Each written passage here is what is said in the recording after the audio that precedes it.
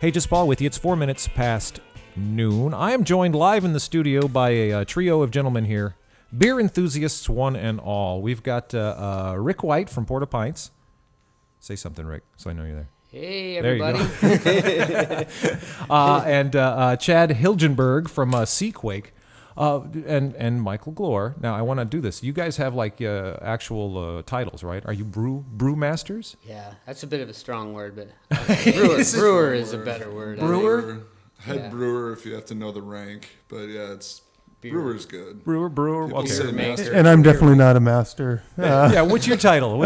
Home brewer, and I guess you could say one of the founders of a local home brewing club with Connor Caldwell, who might be dropping by later. Mm-hmm. And yeah, we've got text. He's maybe on his way. So we're here to talk craft beer and beer making here in Crescent City, right? Absolutely. Yeah, it is. Let me get this Definitely. closer to you, Rick. There you go. You can get right up on it. And Is that working? yeah, just up a little. Nice. That's all we need. So, first off, what's happening tonight? What are you guys doing for this? Are you doing something for the downtown thing? Yeah, live from downtown tonight. It should really be a cool event. People can come down and just kind of cruise the streets. We're going to have craft beer available. It's really a good step forward to building a really strong arts culture in our community. Mm-hmm. I'm kind of excited about it. And looking forward to making the burgeoning craft beer thing a part of that too, right? Yeah, and we're actually, we like to think that it's a big part of it. We're actually a very small part of it. There's a lot of other things, music and arts, that I think if we can get this whole thing together, we're going to have a great thing going on in this community. There are a lot of things happening just all over, and it's nice to tie them all together. Speaking of nice things happening, Chad, what's going on at Seaquake? You were just talking about how busy you guys have been down there. Yeah, we've been open for 3 weeks now, I suppose, and we're open just Thursday, Friday, Saturday, 3 to 10, and it seems to be packed the whole time. Mm-hmm. We've got a full-service restaurant. We're doing mostly pizzas and salads, and then we've got a handful of beers on tap, probably like 9 varieties, and just trying to keep up.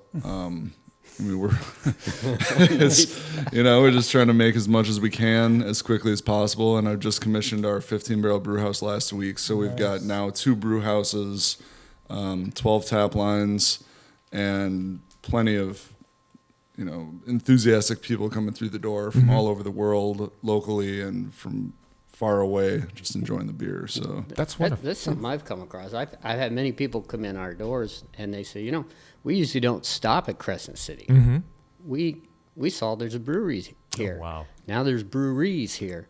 And so they stop and then they get to talking and then they realize there's other things to do. They talk with our local folk and they stick around a while. That's beautiful. That's a wonderful. So, Michael, you drinking a lot of beer?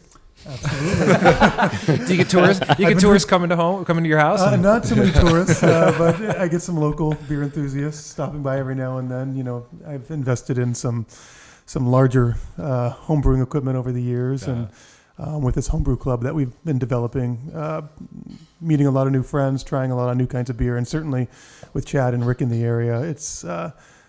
I've been drinking a lot more beer. So the home. Tell me about the club. How many folks? When do you meet? What's going on? Well, we're kind of meeting on an irregular schedule right now, and I think the easiest thing for folks who are interested, and just to get right off the bat, I want to say that it's not just for people who want to brew beer. Mm-hmm. It's for anyone who's interested in the beer culture, who's interested in learning more about craft beer, how it's made, what are the different styles, how to taste beer, really evaluate beer. We meet about once a month right now. We're hoping to increase that in the future. But the easiest way to find us right now is just go on Facebook. We have a Facebook page. I think it's /Delnart Home Brewing Club. Delnart Home Brewing Club. Yeah, and we'll announce future meetings there. We have been meeting occasionally at Pints. Rick's been generous enough to offer us use of his space.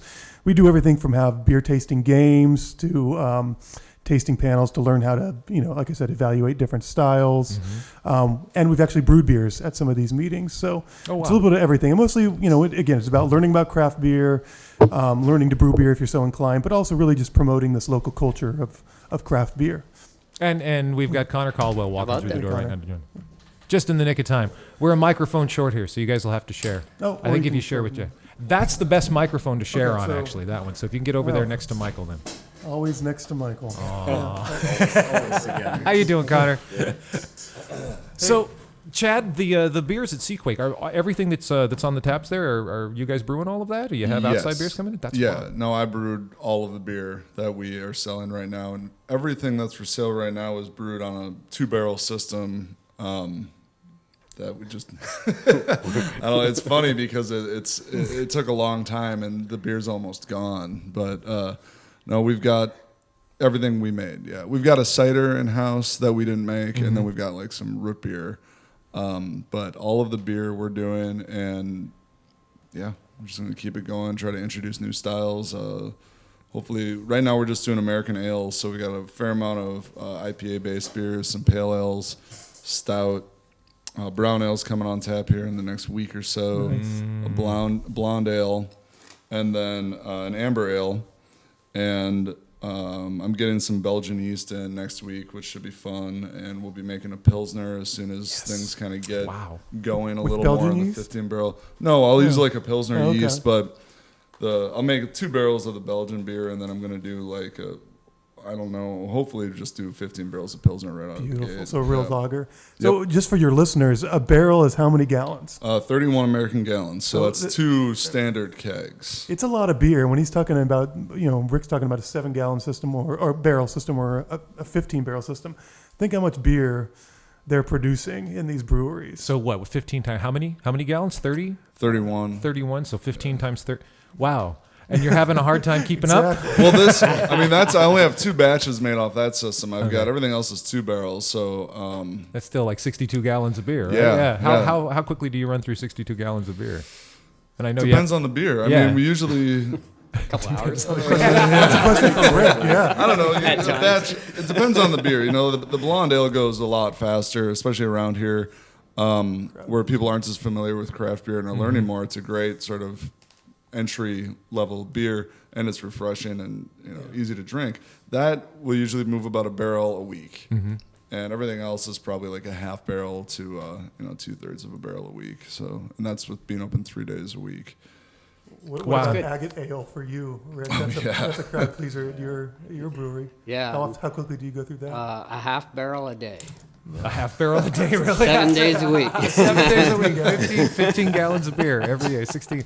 Wow. All right. So you've got what, nine brews that you have there in house that are being served, Yeah, 9 or 10. and how many at Porta Pints? It always varies. We have 14 taps, but usually of my own beers, there are 9 or 10. So you're looking at like 18, 20 beers locally made here, readily available for folks to just come Lots into of either one of variety. these. That's Yeah. wonderful. That's really cool. We got something out there for everybody. That they just come give our breweries a chance. I think they'll be mildly surprised. Now, how Mildly.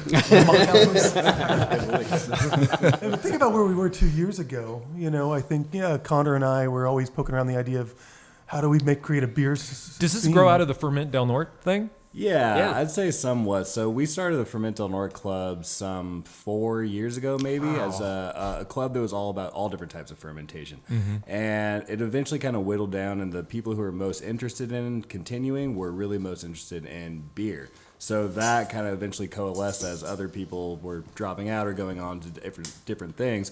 Me and Michael were the ones who were really sticking with it, and we were just mostly into beer, so that just became mine and Michael's main hobby.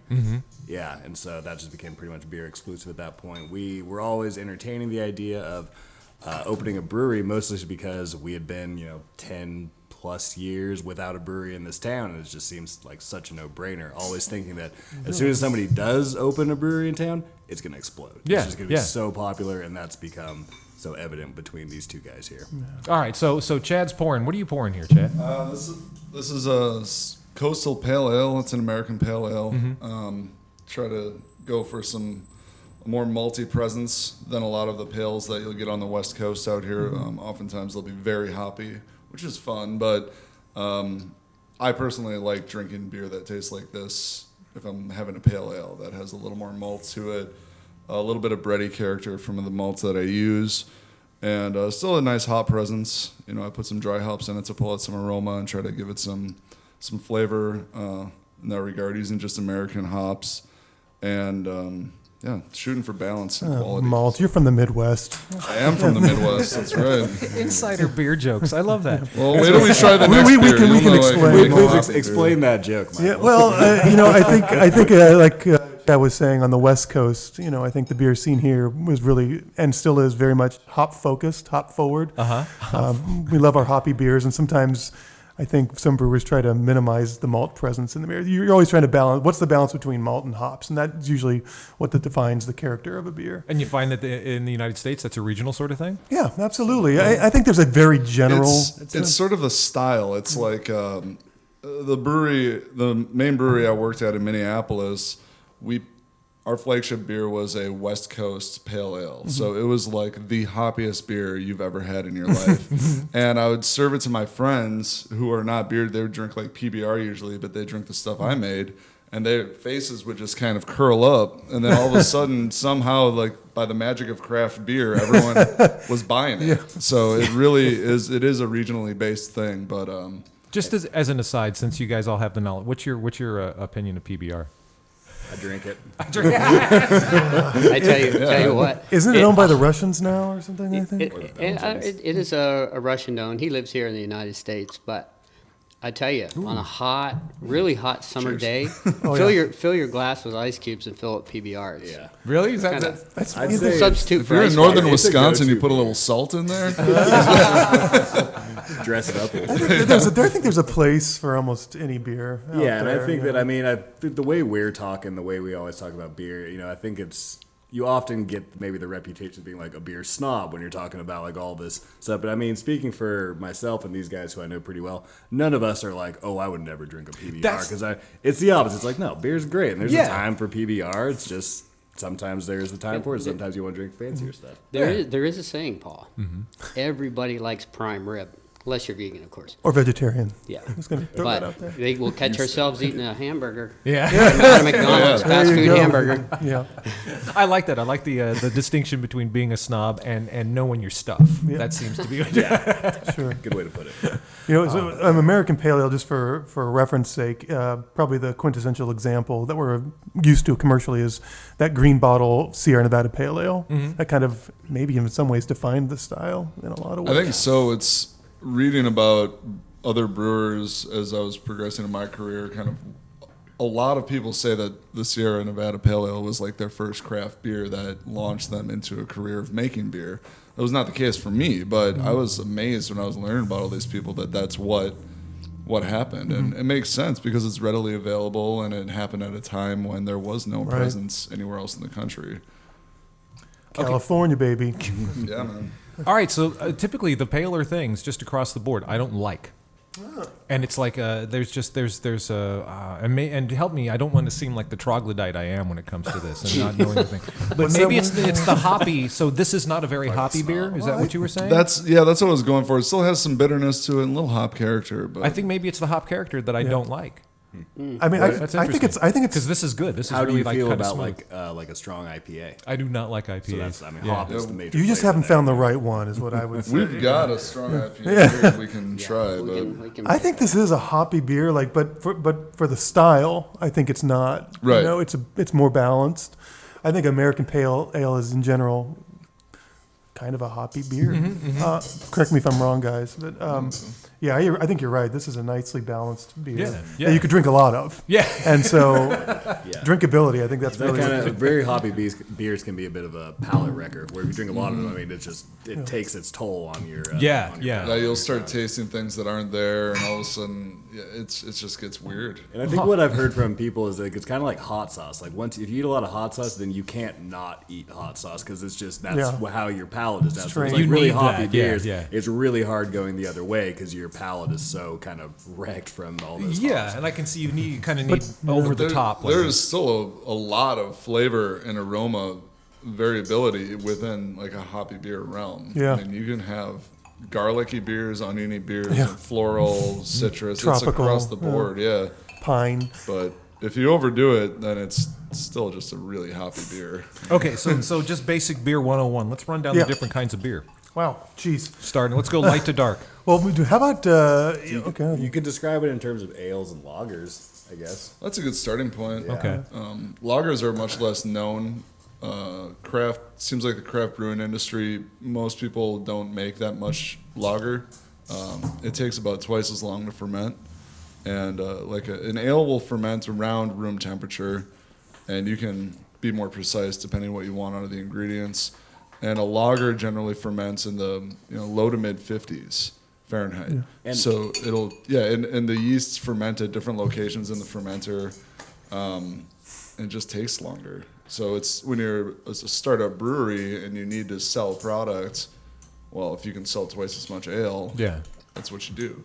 And just for a general clarification for listeners, like a lager, there's an ale and lager, your Budweisers, PBRs, those kind of typical beers, those are all lager styles. Ales are what you usually get in craft breweries. Darker stuff, pale ales, IPAs, stout, porter, all that stuff are ales, but the lagers, the lighter, colder. Is it just the temperature that's the difference? I mean, what else is the difference in the yeast? How they ferment. The lagers are what they call a bottom fermenter. Ales are a top fermenter. Ale yeast at that higher temperature brings in more of a complex flavor profile. A little more character. Yeah, and as it warms up, it's like drinking spirits. As it warms up, it really brings on more and more flavors. And that's probably why lagers became kind of the standard American beer, the PBRs, the Coors Lights, the Budweisers, because they generally tend to have generally in the hands of a good brewer, which, by the way, these mega brewers, those are good brewers. Kind of a smoother, easier drinking profile. Mass appeal. Yeah. Okay. So, but the lagers are coming back, I think, on the craft brew scene too, and I'm glad for it. Like you were talking about making a pilsner. Yep.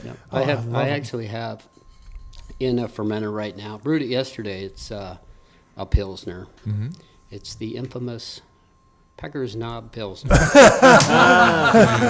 local. Oh my gosh. Named after a local landmark, of course. Any locals sounds listening will lovely. understand that. But I think the pilsners, the lagers show a little bit more. I think on the craft and certainly homebrew level, it takes a little bit more control and skill to maintain those lower fermentation temperatures and that longer lagering period. You got to keep that beer cold for a long time and let it condition before it's ready. Speaking from the homebrewer perspective, lagers are a lot less common in homebrewing because you have to have temperature controlled fermentation. So you've got to with ales you just put that in your garage or in your room and that's the temperature that it needs. But ale or lagers you need that lower temperature, so it's tough for homebrewers with limited equipment. Yeah, you've got to. That's nice. Thank you very much. Fabulous. You knew it was coming. So Rick, you just handed me a goblet of something. What do we got here? What's this, Rick? Oh, we got another little. Should I be snippet cleansing to my try. palate in between here? Is this like a? I don't think you're gonna have a problem. Paul. Yeah, once you're We're doing this in the Bucket right somewhere. order. Okay, so okay, you'll do, okay. yeah. So what was this, Rick? once you become a beer snob, then you'll cleanse. Yeah. Have a little dish of crackers next to you or something. Just rinse it around and spit it out. This beer, it's got kind of a funky, complex flavor to it. It's a Belgian beer. Way different. It's on called aroma. Well, what do you Belgian smell? triple. Tell us what you smell, because Like appley. I smell like bubble gum, and I'm serious. That's not uncommon. Do you smell that? Fruity is definitely what I'm getting from the aroma. Yeah. So if for people out there, when they see Belgian beer on one of our menus, expect it to be funky. It's not spoiled, but it is a very wild yeast. This yeast strain, it creates a real complex group of flavors. Isn't that amazing? A lot of people make this beer really incorrectly, and it smells like it's rotting. So Yeah. Really? this style beer, this is a great example of this style. A common describing term, I guess you would call it, for some Belgians is damp horse blanket. Yeah. And you'll see that written Seriously, in yeah. judges' notes. And It's a good thing? I guess they don't have any other That's the term best to they could use, come up so with. that's what they came up with. But that's a good thing if you Better than old socks. if it comes back. Oh, you got the damn horse blanket. So hey, right on. Good job. Was that what you're shooting for? Or is that a bad thing? Is that like a detriment? Just sort of the I way think- you describe it. I mean, I guess good thing, right? Okay. Or yeah. dank. Some people call him that's a good character in some hoppy beers, and my wife was like, "Is that good?" But it's just a way of describing the experience. And Yeah. That's really no. Complex is a great way to describe that flavor. There's something almost like a what's the sweet stuff the girls always drink? Zima, Moon? Paul? Is it Zima? No, it's not Zima. Mike's Hard Lemonade, I think, is what. Yes. Nope, I You know, and as an example of what you were saying, not liking hoppy beers, I always said I didn't like Belgian beers.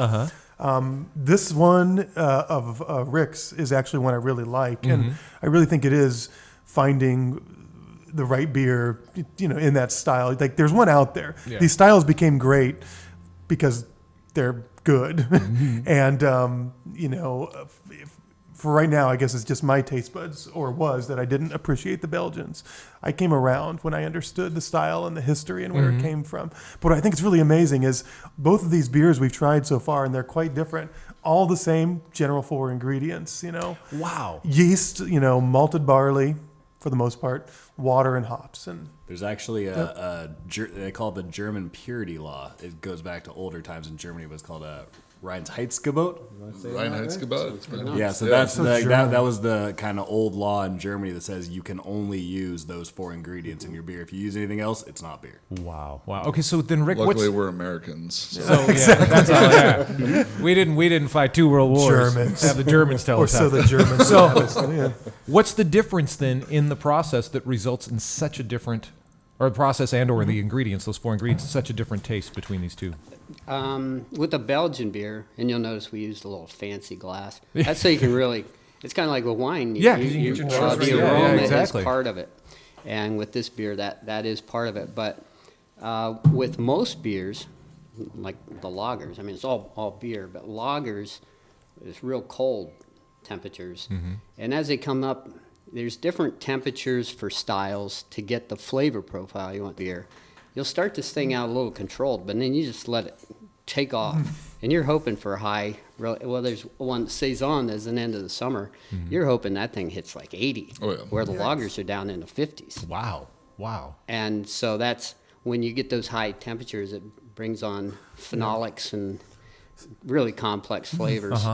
How different are the ingredients? And you talk about the hops and the barley. Not much, but Belgian beers tend to have a higher sugar content in pre-fermentation. Thus more alcohol too. Okay. And then, All right. and with most Belgian beers, they start out with a somewhat sour profile or a somewhat sweet profile, and then they enter. Then as you get to the end of it, as you're swallowing it, it becomes really dry, Yeah. and you want another one, and another one. So That's amazing. This is really something. It was cider, not Zima, that I was trying to the Yeah, fruity- girls. The girls. So We yeah, have it's Seaquake. So what are the women ordering? So if I go down there and somebody says, "Hey, recommend a beer," Chad don't comes know, they out just- with whatever they desire. Yeah, pretty much. No, I think the blonde ale is probably the quickest seller, but you'll also get a lot of people, which is interesting. A lot of people who don't know anything about beer and are curious will order the hoppiest beer on the menu because they think that's what you're supposed to do, and then they'll acquire the taste for it over a couple of pints, and that's their beer. Yeah, I can't speak to which gender is ordering which beers. I guess I'm usually tied Make up that in the leap. back. Let's just lay it out there. I would say the blonde ale is information on probably your best bet. All right, all right. Yeah. And it's summertime. A Yeah. blonde ale is a really fine thing right now. in the latest, there's a publication that comes out from the Brewers Association, and there's an article in New Brewer. That's the magazine they give you for paying such high dues. It is a nice magazine. It is a nice magazine. There's an article in there on how many, a lot of these beer drinkers are coming from traditional light lagers, and the growing number of people by survey, the women are just outshining the number of men that are converting. A lot of men are just going to stick with that Bud and Coors, even though that they'll put America on their can and they're not American owned. Yeah, exactly. Yeah. They're going to stick with that. That's what they've always had. That's what their dad had, and that's fine. They like that. That's fine. But it really surprised me to see how many women are making the conversion.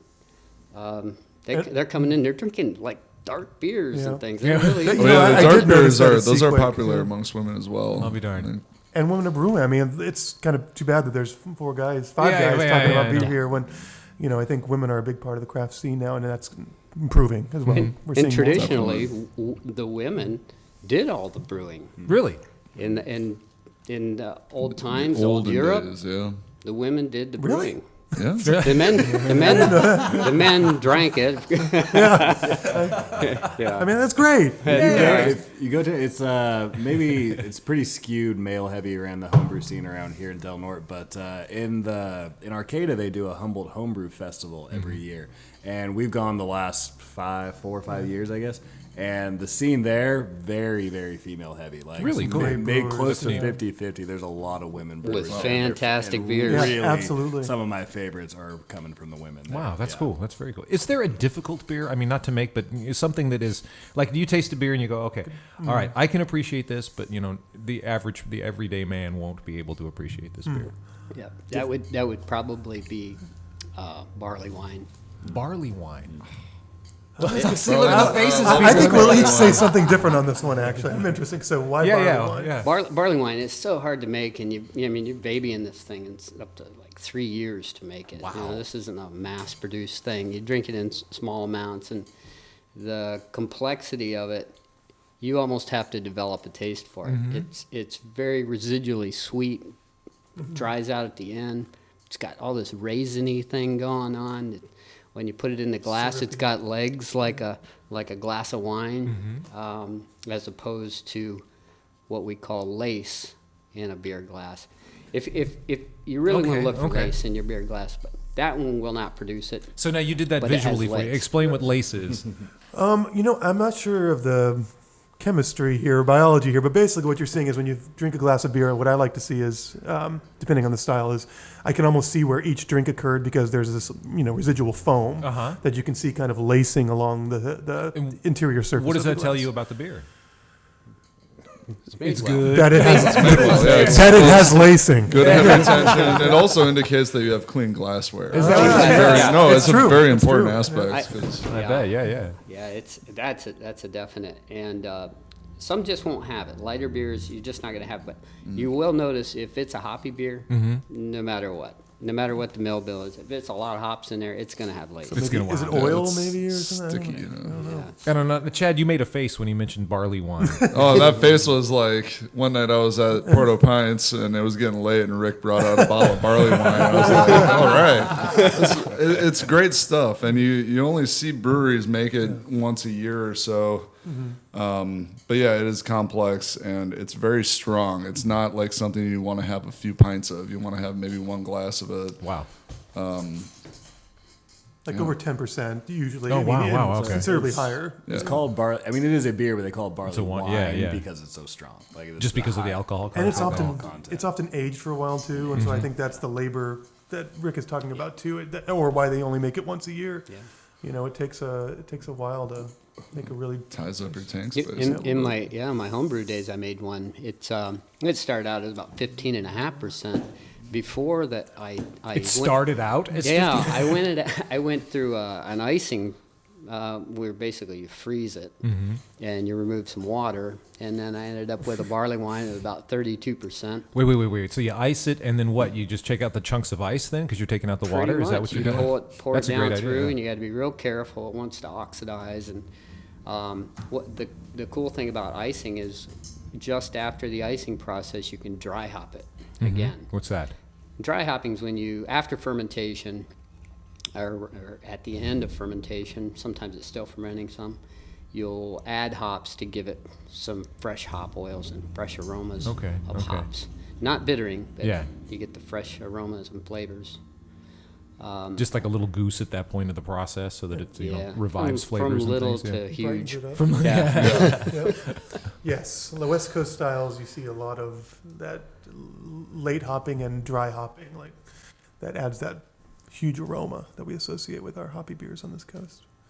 Okay, all right. So, and we've talked about sort of the regional differences then. So, is hops the only regional difference then? The use of hops. What else is going in when you talk about a West Coast beer? And I'd say one thing, guys. You guys are the pros, so stop me. But I'd say a cleaner fermentation profile in general, like on the West yeast. Coast or on the East Coast? Yeah, I'd say on the West Coast, especially with pale ales and IPAs and stuff like that. It really lets the hops shine a lot, whereas some of the other yeast strains out there add a little bit more character. Like in the Belgian you see here, a lot of that flavor you're detecting is yeast driven. It's a I don't know, is it a variety or subspecies of yeast? I don't know what it is, but it's all the same species of yeast. Yeast strain. Yeah, strain. Yeah. That just gives off a little bit different character. But on the West Coast, they tend to choose a more neutral yeast that really lets the hops shine.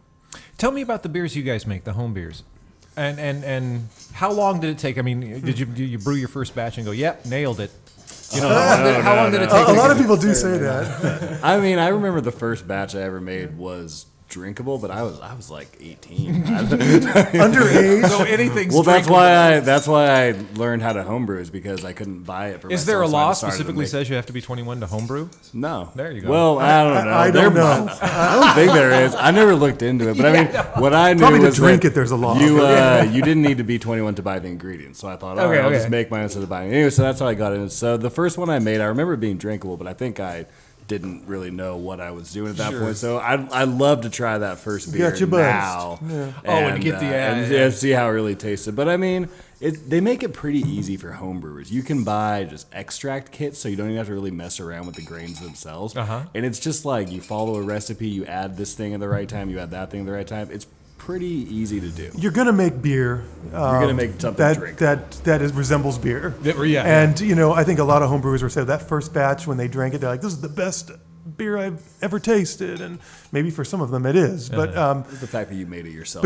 but anyone can make a beer, as I think the point he's making, and there are easy ways to do it out there. But I think to make a really great beer, it takes a lot of repeated brewing and patience and trial and error. And equipment does matter too. So me and Michael have for a long time just had your basic homebrew setup, which is like propane burner, big kettle in your backyard, and like some glass carboys fermentation vessels, and you make good beer with that. But me and Michael, we upgraded fairly recently to an automated system where it has pumps. It's got like one big. It's one barrel, but we can't get that much It's beer. a out of lot it. bigger, but it's a lot nicer equipment, better fermenters and everything. And the beer that we started making on that was definitely better than what we were doing on the homebrew. So I mean, equipment does matter to some extent. Just having like the right tools for the job. But people do it on their stovetops all the time. It's gonna be good. You pour it in a bucket, a sanitary bucket at room temperature. You're going to make beer. Yeah, Connor was brewing before I was. I think he said he was 18, and in 2011 or 12. That would have been illegal, wouldn't it? I know. Well, we covered it. Preoccupied with this. But Connor, process. one time, invited me out with he and his friends out somewhere on the Smith River, and they were brewing some beer, and it's the first I had ever seen of it. And man, just the smells and just the camaraderie, I was hooked. And since that day, I can't stop thinking about beer and brewing beer. And I kid you not. And it's Homebrew culture. I don't want to use the word addiction because in the context here it's not appropriate. But it's the hobby itself and the craft. It's a passion. It's a passion. And the one of the cool things I like about it as a hobby is that you can get into it as much as you want. Like if you want to just follow your extract recipe on your stovetop and just make beer, you can. It's really simple. But if you want to embrace it as a hobby and get more into it, like it's just a never-ending bottomless barrel of stuff to get into. You just mentioned like the culture. I mean, that's a big part of it, isn't it? I mean, and that's why we're I don't know if we've mentioned homebrew club yet, but trying to get a homebrew club in Del Norte because the culture is really fun. I mean, you come out, you drink beer, you just have a pot going, boiling water, and throwing all these additions. It's a really interactive thing, and it's just fun and nice. Plus Michael's games, Beer Yes. Jeopardy. That too. We like coming up with games to help teach. There's a lot of laughter, and a lot of fun and beer. But as Connor was saying, go to Facebook. We're Del Norte Homebrewing Club, and you can join us I believe there. it's actually Del Norte Homebrew Club on Del Norte Facebook. Homebrew Club, Del Norte you'll find Homebrew it. Club. And we'll teach you how to brew if you want to learn. All right, what's this? What's this you poured, Rick? This was actually made by one of our homebrewers, and my this gosh, is yeah. typically And the women can't get enough of these drinks. This is something Chad and I cannot brew because we brew malt-based beverages. This is a cider. Oh wow, okay. It's like Zima, Paul. Yeah. Oh, This is brewed by Jack. Jack is in our homebrew club. In fact, he won the Stout Olympics a couple months ago. He competed in many events and came out on top. Was that one of the this games? like Took home an the gold. internal competition? Yeah. Was this one of your internal games? competition. Yeah. This was one of our He's a homebrew champ. I have a club picture of him events. somewhere. The Stout Olympics. That's wonderful. All right. Let me try this. Yeah. Jack, if you're out there, it's delicious. Jack's Thanks, somewhere in the Jack. Sierra Nevada mountains right now. That's really good. good. It's good. That is good. Wow. Be dry. Differences in cider and brewing cider from It's a fruit based. yeah, so not thing, like so a you need a hops and winemaker's license. Oh wow, okay. Unless you're a home brewer. Unless you're a home brewer, you can make whatever you want. Yeah. As long All as right, you're so not you- using a still. Let me. I'm sorry about this, but you guys are. Yes, as long as you're not using this. At least not one the revenuers can find. Live radio. You need a. And I'm sorry. Some of the best alcohol I've ever had was. From my bathtub. Stove So top. you need. Okay, so you need to be registered with the man to be a brewer, right? Yeah. Oh, yeah. Wow, that's interesting. Is there any difference in the process between getting your wine brewer's license and your beer brewer's license? Yeah, I mean, you could get both if you Is it- want. Can if you? you want Is that okay? And, Well, it varies state some to guy state, was in my you know, face for- last it- it's a night saying I state should thing? start making wine. And I was like, I'm busy. There's plenty of we're all about beer, but there's some good wines being made, especially in this part of the world. Yeah. So I don't think I want to go there. Yeah. Well, I mean, Leave it to there's the so many pros. people out there who are doing it fantastically in California. It's like, would you go to a winery and be like, hey, you guys should make beer? Yeah. Other guys are doing that. or carbonate your wine. Please. And speaking of legality too, like it wasn't long. Home brewing is just only now recently also legal in all 50 states, and there's a great association called American Homebrewers Association that kind of lobbies on behalf of homebrewers to spread the hobby. And I'm grateful for folks like Rick, and I don't know if Seaquake does this too, but they often offer discounts and special deals to homebrewers, and so that's been a really great too. I had no idea that it was like a legalization, sort of legalizing the process and anything like. And just recently, that's nuts. Yeah, well, federally, it's been since '78. That's it, huh? Our great president, Jimmy Carter, God bless him. Yeah, amazing guy, approved this for us. a kind man. He is a kind. And every house for Habitat and Humanity has a brew room in the back, right? When they're serving belly beer. I forgot about Billy Beer. Oh my gosh. Oh, the two I don't oldest know what guys that in the is. room. Yeah. Yeah, we're all like, what's that, guys? That is Grandpa. Is that what the Beatles drank? Billy Carter. Wow, that's funny. Okay, this is delicious. Is there any more? You got more? Yeah, there's more. We have a really hoppy beer. Come on, available. Paul. I'll try. Yeah. A shot. People with, I think hops is, I think people, I think Connor was saying, people develop a taste for hops and a desire for hops. I mean, people are nuts about hops. Yeah, and like I was saying before, I'd compare it to hot sauce. It's like once you're used to that, it's like such a more powerful flavor. It's hard to go the other direction once you're used to it. I've been frustrated by, everybody I know, they're all IPA. Yeah, And yeah. I'm like, Especially living in I go back California, and like we were forth, saying. you I know, mean, it's- nationwide IPAs just have been such the forefront of popularity, but especially in California because we're the ones who do it in such a big way here. The West Coast IPAs. I brought you a couple publications, and we have publications there for people that want to know more about the beer culture, and also they contain maps and let you know where other breweries are. If you go on out of town, you have to spend the night, or you just want to have a vacation A beer around vacation. beer. Yeah, I do that. a beer vacation. There's publications out there that we give away at no cost in our tap room. So we've got And, what? We've got Celebrator here. Yeah, that's a fun one. A fun one. Why? I don't know. It's just I like looking at the And advertisements. he's it's You read it for the interesting. articles? Is that what it is? Yeah, that's right. That's right. Open the I center. look at the centerfold Open of the centerfold. that brewing equipment Look in at the center. lacing on that. The lacing. That's got legs. It's not a joke either. no. I think that really happens. There's an amazing beer festival. It takes place down in Boonville. And at that festival, the celebrator, Wow. the celebrator, Sounds good, the editor of that, can't recall his name. He has a band of his own, and he does a lot of cover songs, but he changes all the lyrics to be beer songs, which Like is to do. very appropriate for a beer fest. Yeah, Beer nice. Owl. Yeah. So, And then the other one is Northwest Brewing News. yeah, that more people than you wouldn't believe come in, and they have that in their hand. Really? And they have been following it. And if it's interesting, there's a little dot in the map for every brewery. Uh-huh. And you can't even see the city of Portland for all the dots. Or Bend, for that matter. And that publication, you can get it all over the country Yeah. for your region. So Yeah. I've been reading that for the Midwest and the East Coast. Oh, okay, forever. okay. Now So they also have an IPA competition once a year. Uh-huh. It's in you register the first or second week in January, and it follows the basketball tournament, the college basketball tournament. Yeah. And so you can make your picks on which IPAs you think you're going to Come up, win. make your brackets and Ma- stuff. Yeah, and do that? there's Wow. a IPA, there's Imperial IPA, and there's Session IPA. Uh-huh. And it's grown. It used to just be IPA, but now it's really taken off.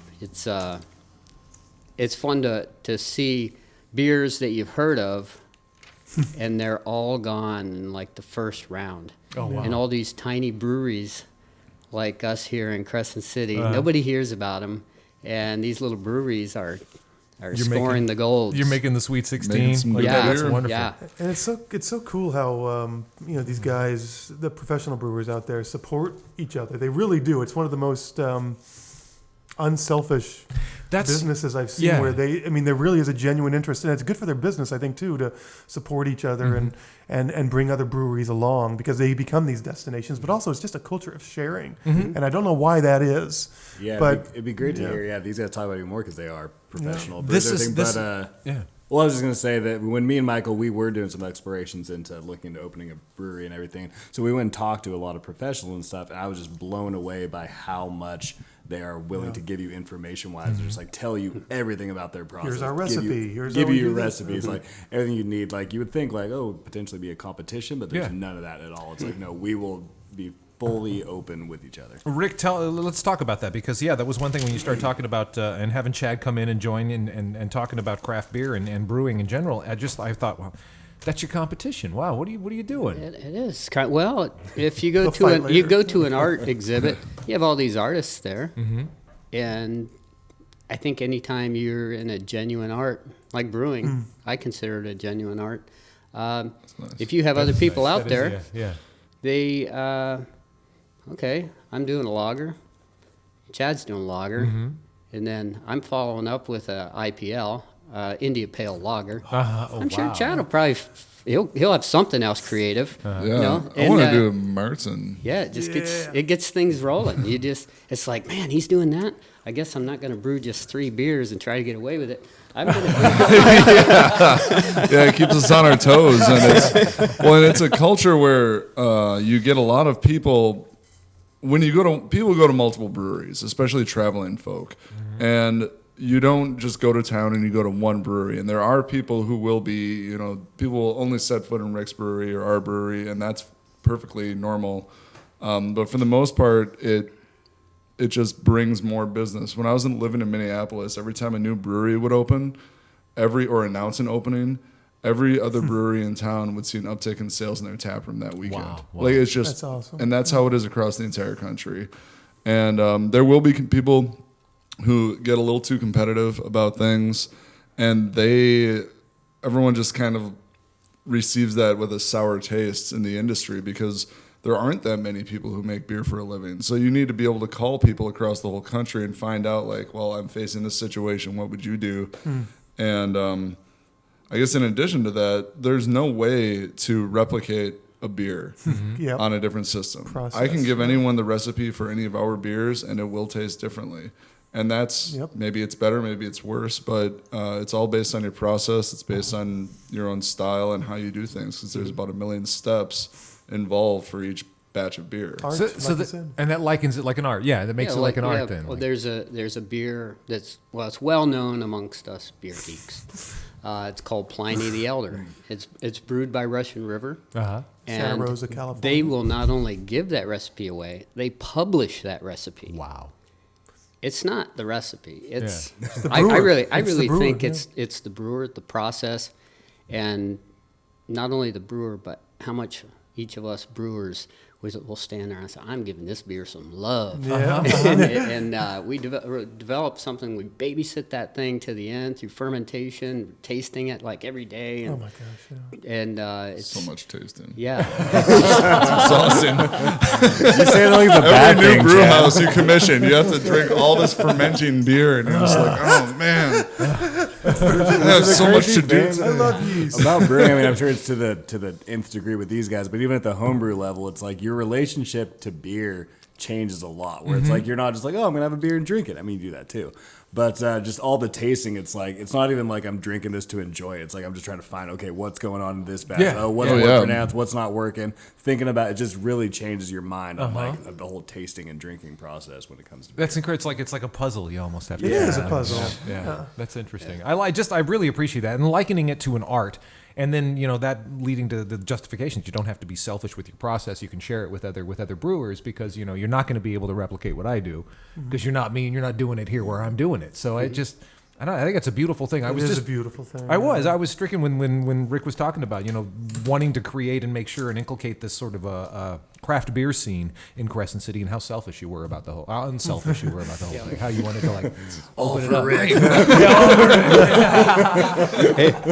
I think one of the fascinating things about the hobby or the profession is it's art, like Rick said, but there's definitely a science side to it.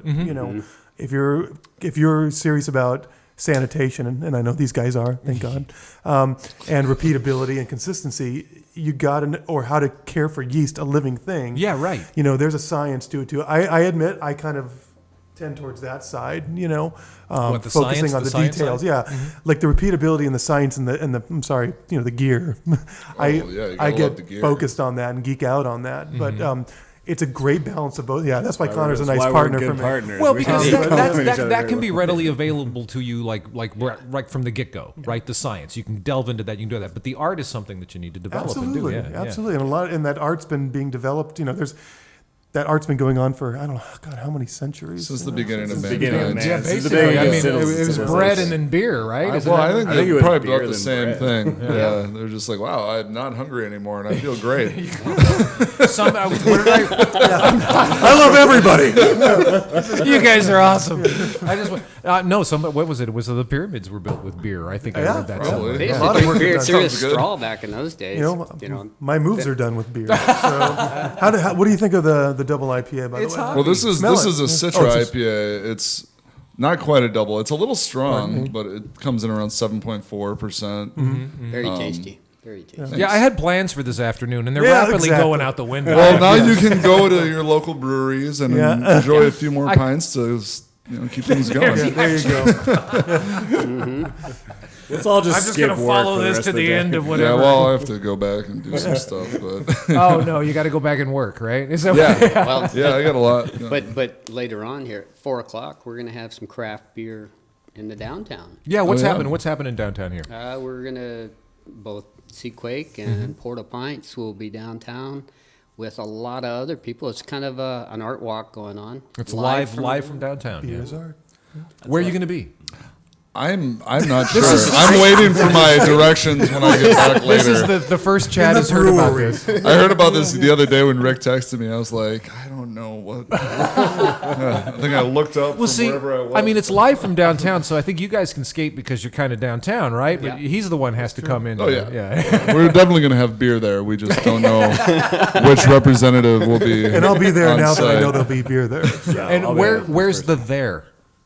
Just Where are you across the going? Where are you street. going to be, Rick? Across the street Just from the over turf here club, in right the in that old, parking lot. what's it, a marketplace? What do they call this over here where the fountain is? It's called Crescent City. Oh, it's called the Crescent Maze. City. I'm kidding. Is it where they have the Wednesday farmers market? Oh, okay. No. It's where they used to have the Wednesday. You're just going to be over here, like by Christina's, right in the middle there, by the fountain. Oh, by that By mall? the fountain. Mason's Yeah, Mall. But Mason's Mall. there will be I just always noticed been that. here longer. other merchants in the downtown will be part of this event, so you can wander around and just see what the downtown has to offer. Sweet. I think it's gonna be Yeah, fun and time. this afternoon, everybody in the downtown is like wheeling everything out, Starting and at offering 4 everything. o'clock. Yeah, 4 to 7, Come on down. live from Well, downtown. we're all primed now, so we're Yeah, I know. good to go.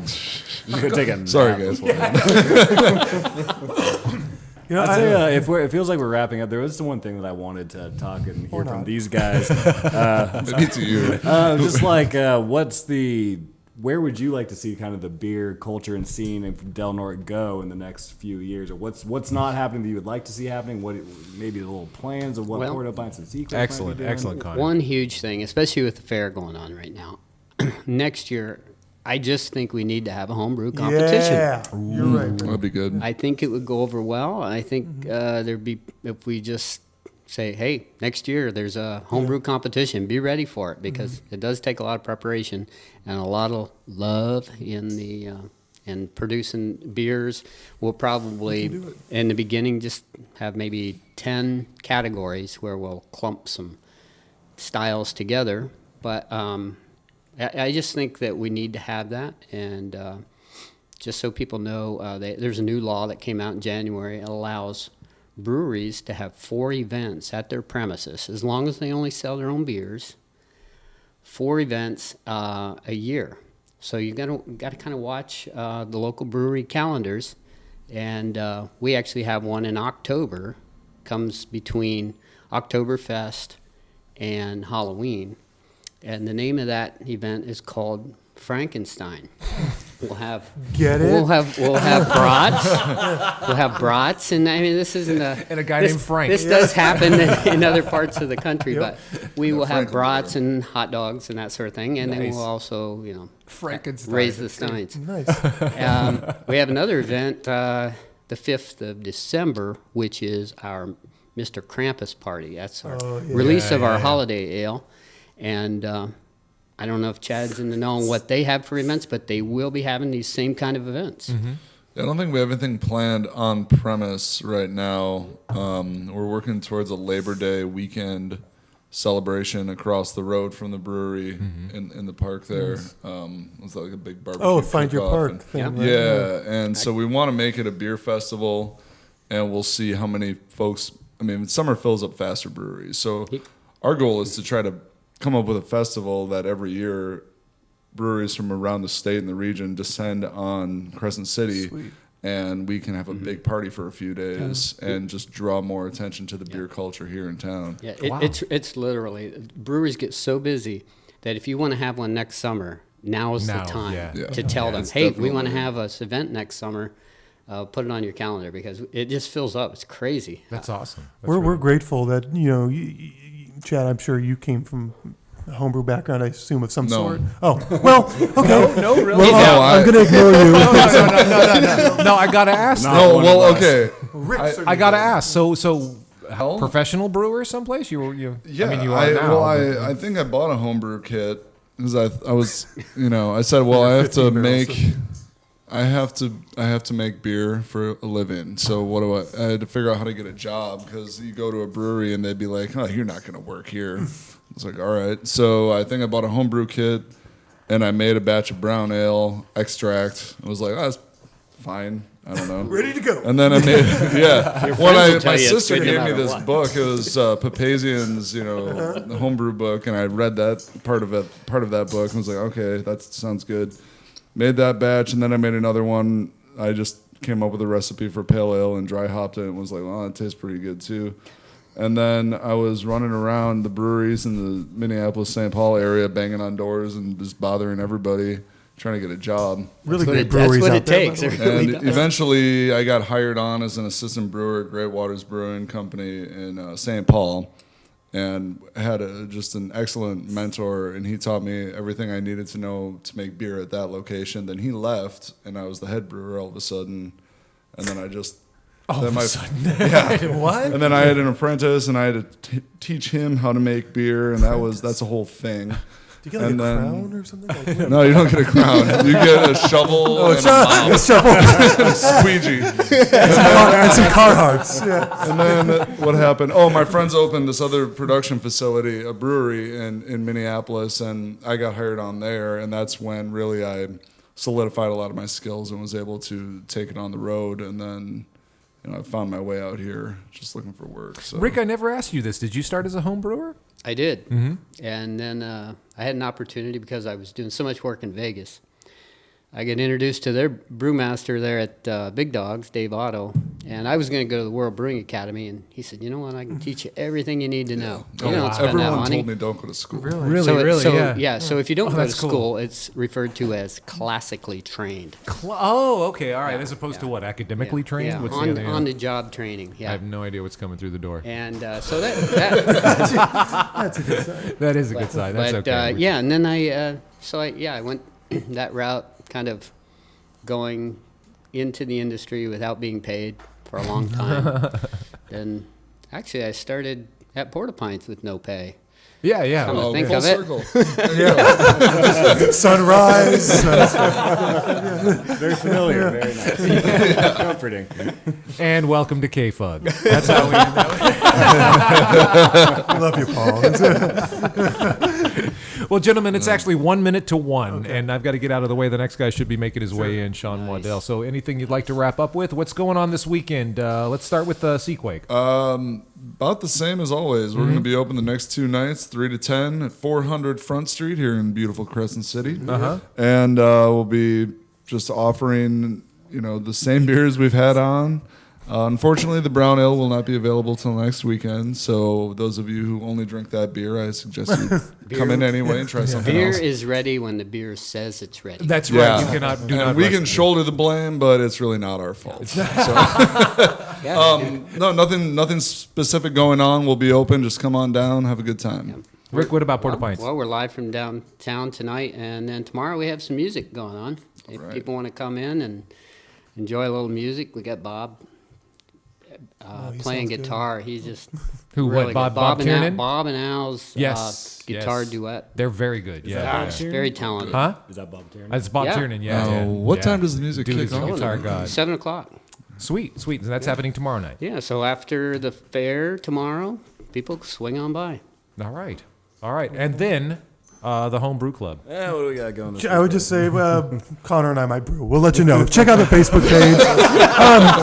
One thing I'll also add is there is 150 years of brewing in Crescent City. I've gone to the museum. I've done some research. I'd love to talk about that sometime. But Ooh, wow. there were breweries here from the beginning of Euro Americans coming to this place. Really? bringing Okay, I'd love to talk bringing about that. tradition Yeah. in. And there's lots of breweries around aside from Seaquake and Porta Pints. There's Misty Mountain and Chetco Brewing Company, just great all brewers. great people. And there's a burgeoning scene here, and we're really excited. So. And as far as Homebrew Club, check us out on Facebook, Del Norte Homebrew Club, and we will announce when the next meeting will be. We're probably going to do maybe more of a quarterly or every other month regularity. But come get involved. Check us out. It's always a really good time. Sweet. All right, gentlemen, thank you for coming in today. Thank you. Thank you for the beer. Thank you. bet. And thanks for ruining my afternoon. Yeah.